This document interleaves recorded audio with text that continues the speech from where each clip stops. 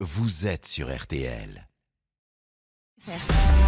RTL Matin, la face cachée de la Une. Il est 8h37, merci à vous tous qui nous écoutez. Alors ce matin, Isabelle Choquet, vous nous emmenez au Soudan, le premier producteur mondial de gomme arabique. Oui, je ne sais pas vous, mais moi, la première fois que j'ai entendu ce nom, c'était dans une chanson. À l'encre bleue, aux vertus sympathiques, sous décollage à la gomme arabique.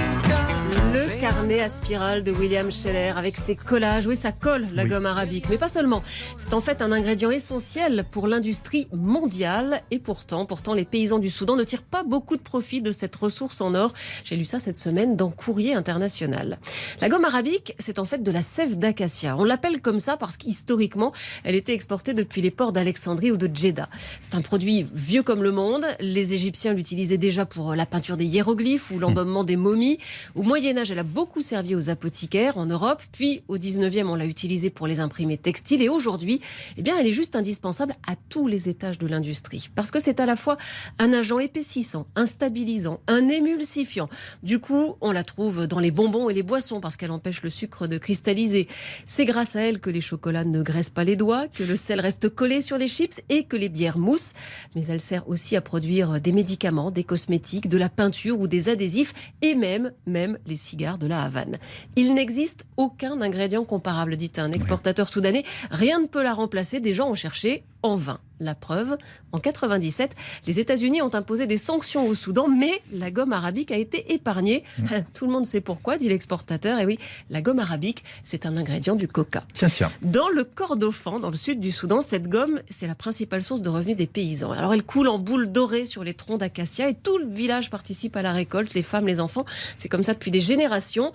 Ensuite, une poignée d'acheteurs font le tour des villages. Ils payent en partie en nature avec de la farine, du sucre, des médicaments parfois. Un système qui en fait ne profite pas aux producteurs. Même quand les prix augmentent au niveau mondial, c'est pas répercuté au plan local. C'est ce que dit Mounir Elias, qui est responsable de l'Institut de recherche sur la gomme arabique. En fait, les producteurs soudanais récupèrent tout juste 4 à 5% du produit fini. Ce sont surtout les entreprises étrangères qui captent les profits parce que ce sont elles qui transforment la gomme brute.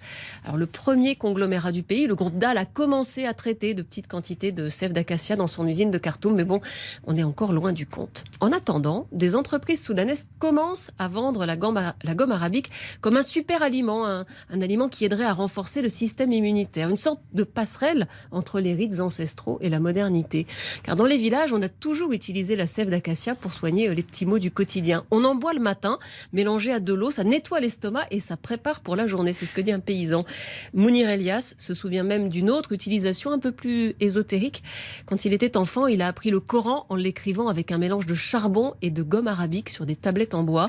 Ensuite, dit-il, on les rinçait à l'eau et on buvait cette eau. On dit que c'est une façon de se pénétrer de la sagesse du Coran et d'être protégé. La gomme arabique, moisson dorée du Soudan, c'est un article à lire cette semaine dans Courrier International.